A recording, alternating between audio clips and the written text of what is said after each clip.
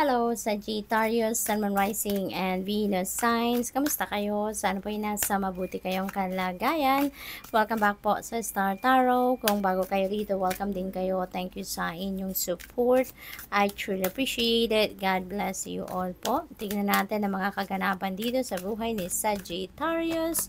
We have listen. Ayan. So, sabi dito, you have to be willing to listen if you want to really understand someone. Ayan. So, pag may nag-uusap siguro or may kumakausap sa inyo, maaaring na little bit distracted siguro kayo. Usually, Sagittarius. Kaya you're being invited here to listen para na maintindihan talaga ninyo kung ano yung mga sinasabi ng kausap ninyo. Now is the time to be offering advice. It's not the time to be offering advice, but to be a compassionate listener. To listen fully and intently means to pay attention, not to just what's being said, but to what lies beneath the words. Ayan. So, alam mo, Sagittarius, maaaring meron ditong lalapit sa inyo talaga at magkakausap sa inyo because maaaring kailangan niya ng compassionate and good listener. Not necessarily na mag-a-advise kayo, not necessarily na kailangan ninyong magsalita or kailangan ninyong magbigay ng opinion or advice sa kung sino man ito magkakausap sa inyo.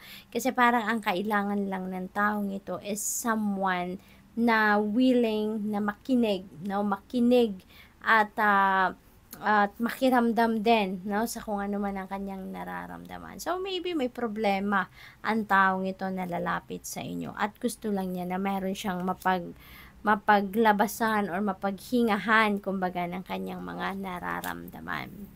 Have fun, Sagittarius. Maaaring busy kayo lagi kayong may ginagawa, always preoccupied, at siguro, matagal-tagal ng panahon na hindi kayo nakakapag-unwind man lang. Kaya this is an invitation for you. Give it to yourself. Give yourself time to have fun. Okay? Do something silly as long as it's safe. No? Sabi dito, stop. When was the last time you had fun? Yan. When was the last time you took a chance and did something silly? Something totally unlike you. Something just for the joy of it. It's long overdue for you to let go of your analytical mind and give yourself and your soul permission to have fun. Ayan na nga, diba?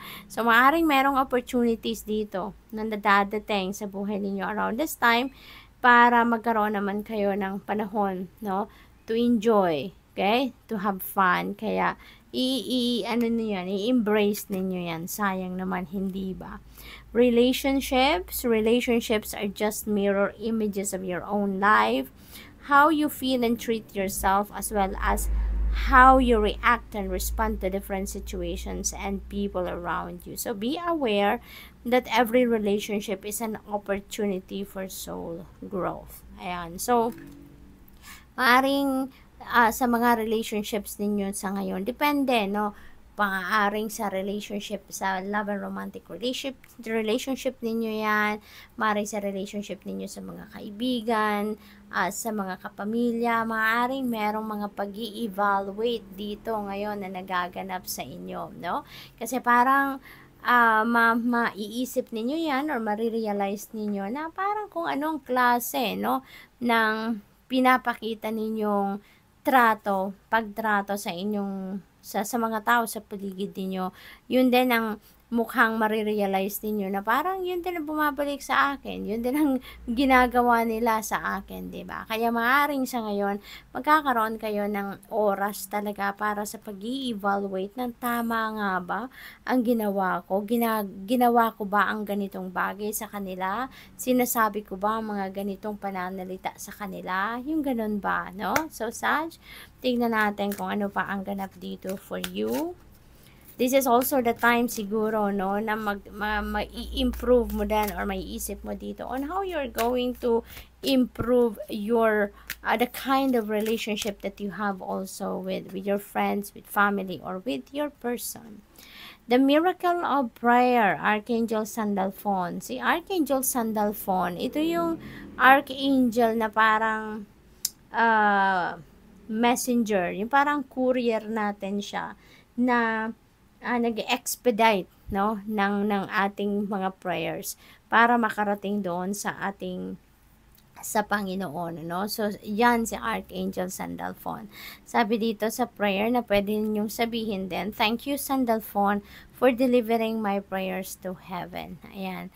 So, yun, pag may prayer kayo na gustong-gusto nyo talaga, yung parang kailangan ninyong masagot agad yung inang inyong mga dasal, you can call on Archangel Sandalphon kasi siya yung tinuturing nating messenger ng ating mga prayers, no?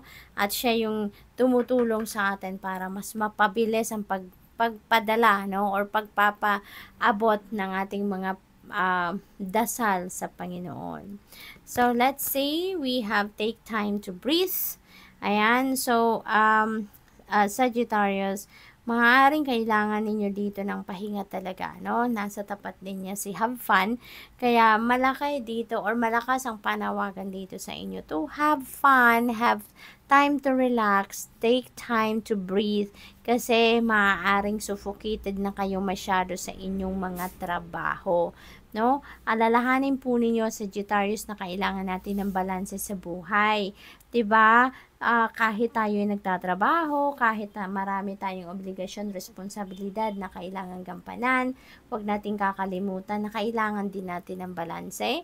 Kailangan din natin na maglagay ng oras para sa ating sarili. We need to do some self-care then because papaano na lang, hindi ba? If we are not in good shape, if we are not healthy, papaano natin magagampanan ang mga ginagawa natin, mga trabaho natin, responsibilidad, obligasyon natin. Kaya, kailangan sana ay dapat ang nasa number 1 priority list natin is self-care para na mapanatili natin ang ating well-being, ang ating good health, nang sa gayon, kahit marami pa tayong gagawin, even if we have too much on our plate, walang problema yan because we would be able to execute kung ano man ang mga kailangan nating gawin, pag maganda ang ating pakiramdam, 'di ba? If we are on top of our health, for sure, 100%, we will be on top of our game. Kaya sa ngayon, ang panawagan sa inyo, take time to breathe. Okay? Magpahinga ka. Magpahinga. Kailangan mo siguro ng power nap, kumain ng masustansyang pagkain, magmuni-muni, mag-meditate, yung gano'n, So, give yourself time, diba? Para naman makahinga naman kayo. So, take a time out, alright? So, yung prayer dito na pwede ninyong i-pray, thank you, angels, I breathe with ease, knowing you're here. So, what else for Sag? We have honor your beauty, Archangel Jophiel. Ayan. So, parang yung ganda ninyo inside and out will be displayed around this time. So, maaaring meron ditong mga bagay, pangyayari na talagang mapipilitan kayong ilabas yung inner beauty ninyo, yung kagandahang loob ninyo, yung kindness ninyo, yung love ninyo, no? For other people. So, what else for Sag?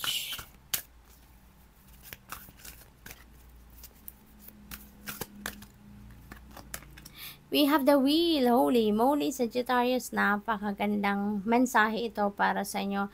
The wheel, ibig sabihin ito na yung good luck and good fortune are on your side. So, sobrang swerte kayo sa ngayon at panahon ito ng pagbabago. So, there are going to be a lot of movement that might happen sa buhay ninyo sa ngayon. Maaring mabisi kayo, kaya pala kayo pinagpapahinga, kaya kayo hinahanda ng Divine Universe dito na maging healthy kayo, asikasuhin ninyo ang inyong well-being because there are a lot of things na maaring pagkabisihan ninyo lalo. Magiging busy kayo because there could be a lot of changes, and these are positive changes sa buhay ninyo.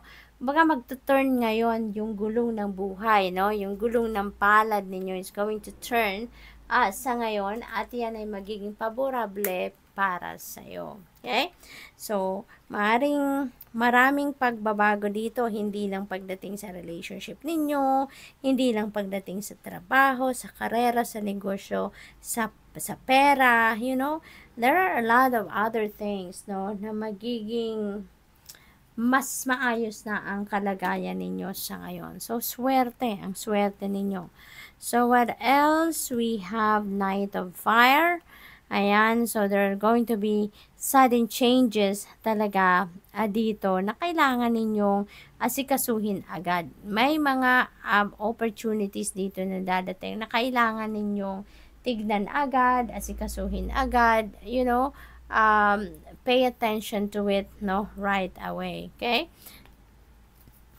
So, what else? We have 8 of water. Ayan. So, napakaganda rin ito because 8 of water, this is moving on energy. So, there is definitely a new beginning dito. Kasi, meron kayong tatalikurang sitwasyon dito or tao. It's because alam ninyo na it's no longer for you. Ang sitwasyon na yan, yung tao na yan, that doesn't deserve you anymore, or you don't deserve that person or situation anymore.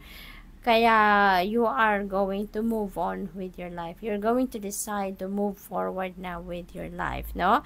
Maaaring ang mga bagay na to is something na hindi na nakakasuporta ng iyong best interest, hindi na nakakasuporta ng iyong highest good, kaya kailangan na ninyong umalis because you know that you can do more, no, and you can do more meaningful things then, no, hindi lang para sa iyo kundi para sa ibang tao din. So good luck. Thank you for watching. Love and light. Namaste.